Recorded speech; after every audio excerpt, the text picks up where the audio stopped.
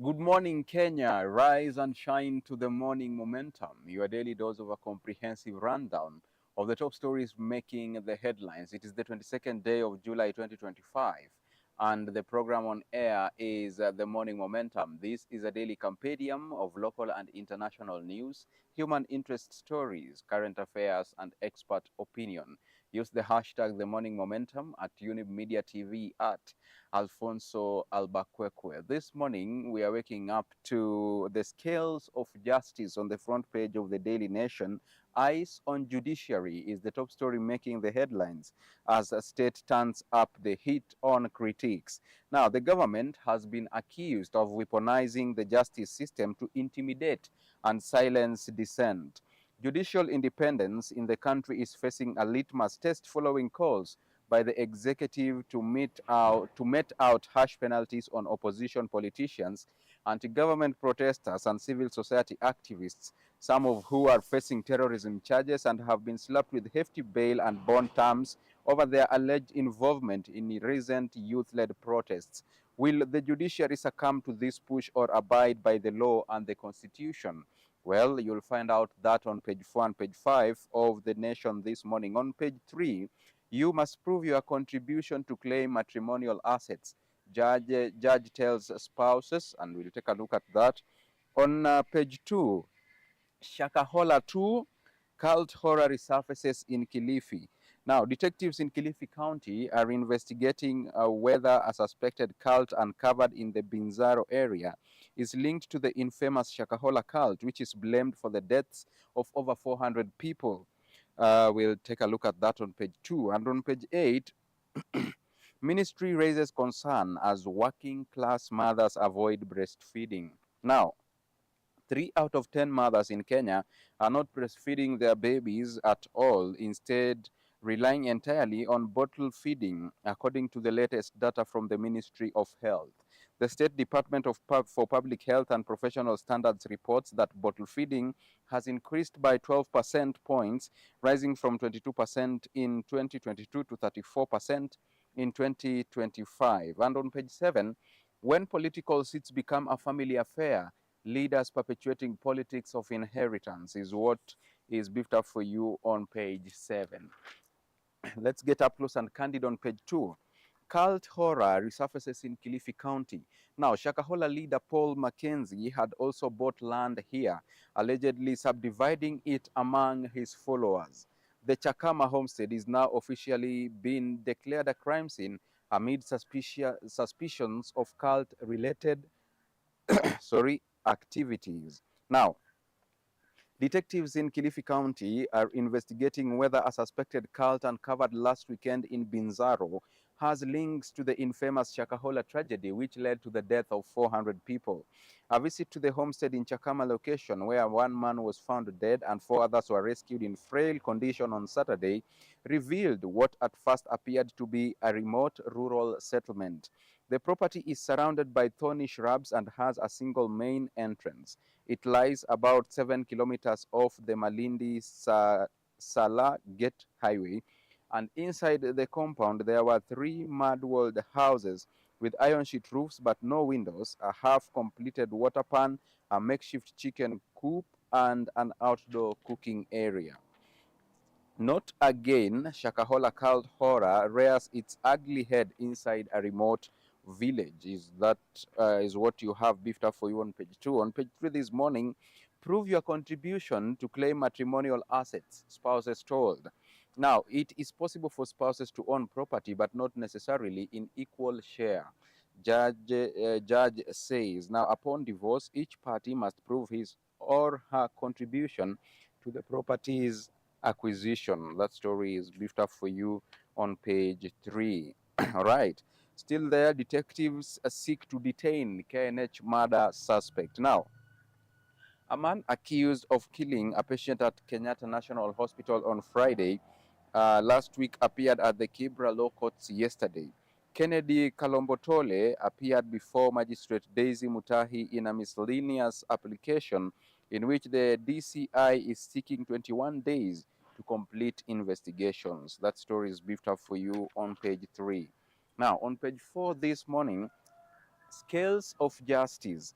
Hundreds of youths in custody after being charged with various crimes over anti-government demos. Eyes on judiciary as the state turns up the heat on critiques. Now let's delve into that a little bit. Concern over calls by the executive to mete out harsh penalties on arrested opposition politicians, anti-government protesters, and human rights activists against constitutional provisions allowing for the release of suspects on reasonable bail and bond terms. The independence of the judiciary is facing a litmus test following calls by the executive to mete out harsh penalties on opposition politicians and anti-government protesters and human rights activists. This follows the recent wave of arrests and arraignment of tens of state critics at the Kahawa Law Court, which is designated to handle terrorism suspects. Now, I quote, "We note that while visiting the Kikuyu Law Court after they were burnt down during demonstrations, Her Ladyship, the Chief Justice Martha Koome, made a sensational remark that the burning down of the court was an act of terrorism." That was end of quote by stated the Law Society of Kenya President Faith Odhiambo in a statement last evening. A warning: judicial officers follow law when settling bail terms. In a statement by the Chief Registrar of Judiciary, Ms. Winfrida Mokaya, the judiciary argued that the bail and bond demonstrations are not made arbitrarily but informed by the Constitution, the Criminal Procedure Code, and the judiciary's bail bond policy guidelines. Ms. Mokaya warned the public from resorting to personal attacks against judicial officers, saying that Kenya's legal architecture provides legitimate and structured. In case you're wondering, this is about the 1 million shilling bond that Boniface Mwangi was slapped with yesterday. His case will be heard again next month. Let's move on to page 5. Rights activists dread new state of terror. Rights defenders are no longer just chroniclers of state repression, but they are also becoming its victims. Government is not only seeking to silence their voices, but also cripple their finances. That story is built up for you on page 5. On page 6 this morning, why governors oppose audit of bursary funds. County chiefs wonder why health, water, or agriculture were not selected, yet there has been much progress.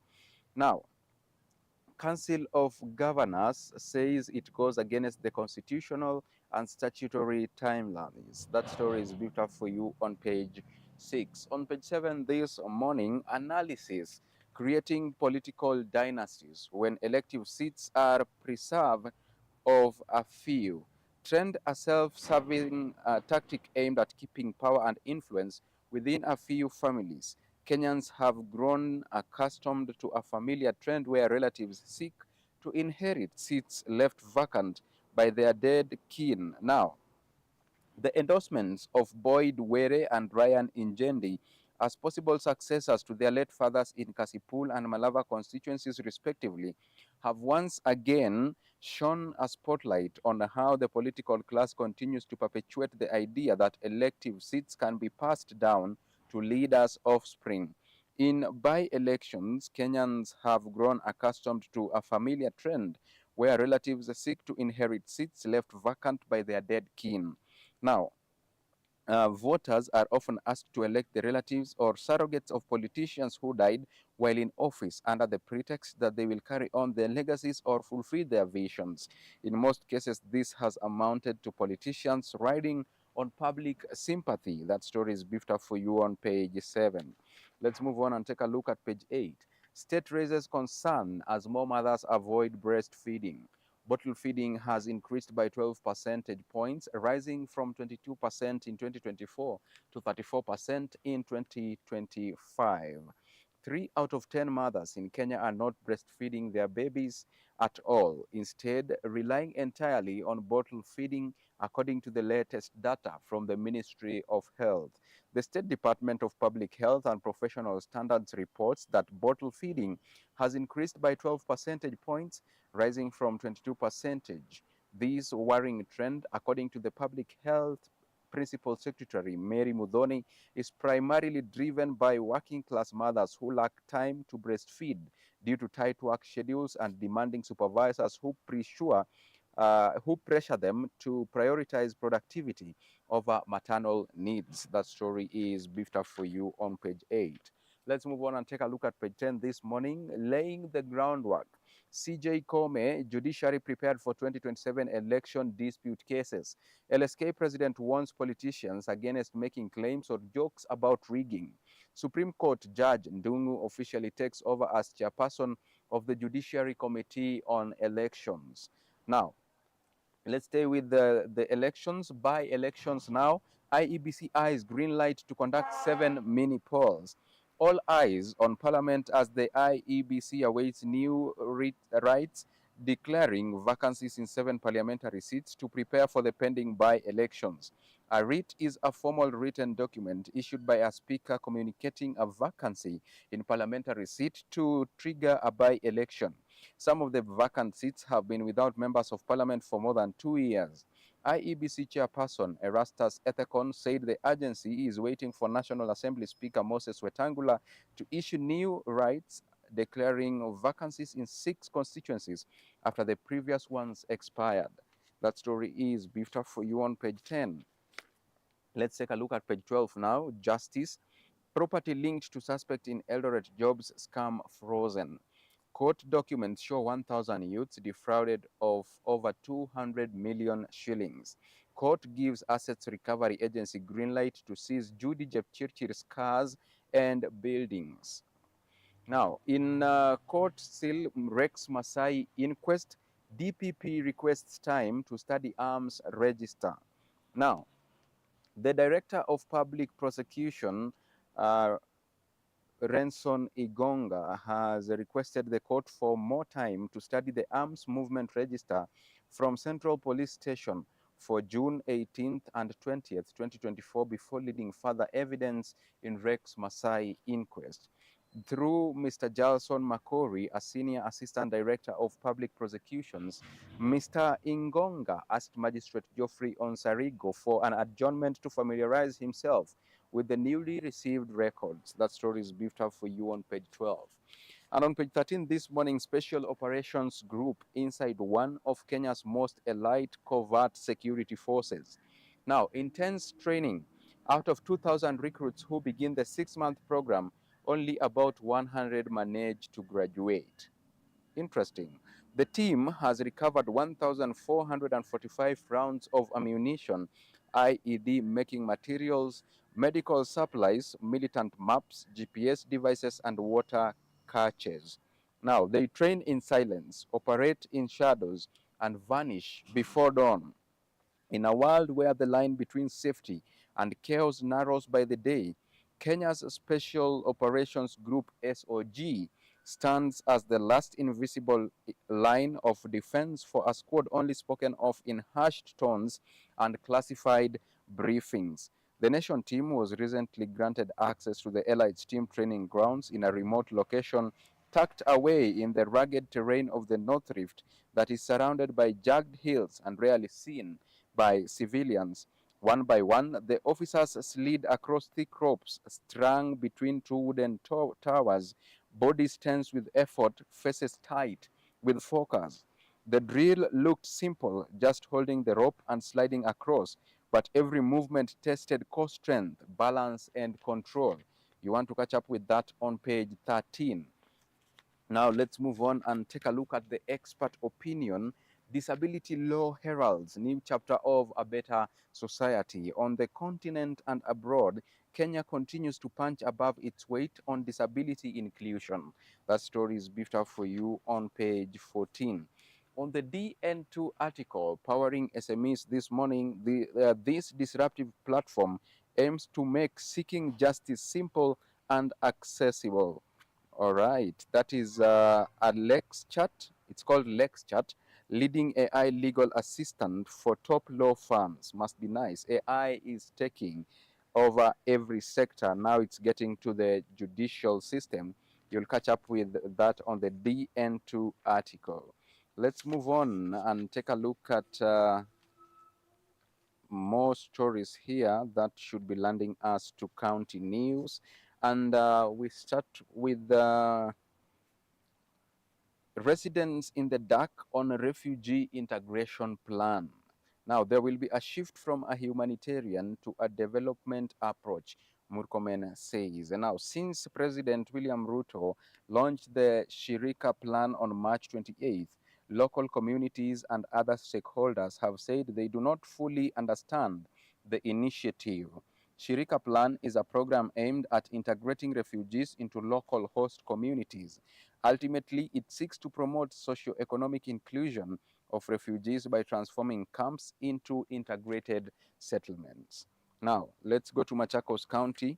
County Bamburi Cement give free medical camp. Now, the Machakos County government and Bamburi Cement Limited have partnered to give a free medical camp in Mavoko town. While launching the medical outreach at Ngwata Primary School, Machakos Governor Wavinya Ndeti said it will enhance the health and well-being of locals. Right. Let's take a look at Narok, land dispute. Court allows trader to collect Mara cash. Now, the court, just a moment, Livingstone Kuninin Tutu is fighting the county in court over ownership of the 4,720-acre piece of land. The Court of Appeal has allowed businessman Livingstone Kuninin Tutu, who is Narok Governor Patrick Ntutu's brother, to continue collecting tourism revenue from facilities located inside a disputed piece of land within the Masai Mara National Reserve. Let's take a look at Bomet County. Completion of assembly in doubt as construction cash slashed. Sorry. Now, ward representatives have slashed 96.6 million from the money they had set aside to fund the completion of the new county assembly chambers, despite approving it in the 2025-2026 budget estimate. As a result, several key components of the 473.4 million shillings project, such as the installation of lifts, construction of cafeteria, sheds, paving of the parking bay, building a perimeter wall, access roads, a clock tower, and health club, and purchase of air conditioners have all been put on hold. Now, in Meru County, Kawira keeps it in the family as she unveils her new party. Former Governor Kawira Mwangaza has unveiled a new party promising to exact political revenge on leaders who supported her impeachment. Ms. Mwangaza and her family recently took over the Umoja na Maendeleo Party, previously associated with former Embu Governor Martin Wambora, officially marking her transition from independent politics to a party leadership. That story is built up for you on page 18. Now, let's take a look at the international scene. Gaza war must end now, 25 Western nations say. Statement condemns Israeli government's aid delivery model. This comes amid global concern over deaths at aid sites in the enclave. That story is beefed up for you on page 20. Now, briefly in Kigali, Rwanda hails DRC M23 rebels peace declaration. Rwanda on Saturday welcomed the signing of a declaration of principles between DRC and the March 23rd movement, or M23 rebel group, in Doha, Qatar, aimed at ending the conflict in eastern DRC. Following months of negotiations mediated by Qatar, the declaration outlines a framework of core issues agreed upon by both parties and sets stage for continued dialogue towards a comprehensive peace deal. That story is beefed up for you on page 20. A quick look into business news. Public pension bill crosses 200 billion shillings mark for the first time. The item has become one of government's biggest headaches. Treasury faces a cash crunch, forcing the 260,000 retirees to endure long waits. The key figure stands at 39% increase in public pension payouts from the previous year. Now, in the investment sector, foreigners turn NSE net sellers on profit-taking. Foreign investors last week turned net sellers at the Nairobi Securities Exchange for the first time in 6 weeks, signaling increased profit-taking amid a sharp rally in share prices. The foreigners recorded net exits worth 342.4 million last week, the first such movement since the week ending June 6th, when they had sold a net of 68.2 million worth of shares. Right, let's now take a look at sports news. We start with boxing. Boxer dreams of world title after home victory. Local federation plans more bouts in the next half of the year. On Saturday, Wanyonyi fought off his challenger to keep national middleweight title. That is briefed up for you on page 30. And let's move into the field now. Police tick all the boxes for Africa Cup.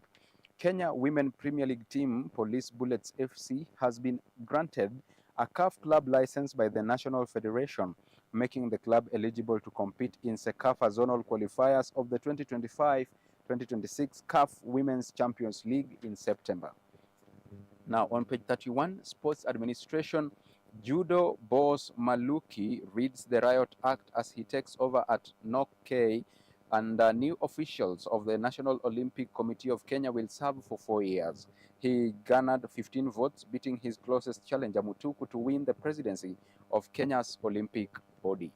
On the cover page of The Nation this morning, Kenya gets CAF's final nod for 2024 CHAN, but CAF's Secretary General Veron Mosengo Omba remains non-committal when tickets for the tournament will go on sale in Nairobi. With just 11 days before the kickoff of the delayed 2024 African Nations Championship CHAN, Confederation of African Football, better known by its French acronym CAF, has given Kenya the green light with regard to facilities for hosting the tournament. Speaking in Nairobi during the final round of inspection of Kenya's venues for the 19-team tour tournament, CAF General Secretary Veron Mosengo Omba said he was satisfied with the preparations the country had made towards hosting the tournament. Now, with that story of CHAN, we come to the tail end of today's program. Thank you so much for choosing to watch the Best Youth Television Network in East and Central Africa. The program on air has been the Morning Momentum. Many thanks goes to all those who made this broadcast a success. This morning, the Chief Controller has been Penina Washera, and I have been your host, Alphonce Ouma. See you tomorrow at the studio, same time. Until then, do have a beautiful Tuesday ahead of you. Bye-bye for now.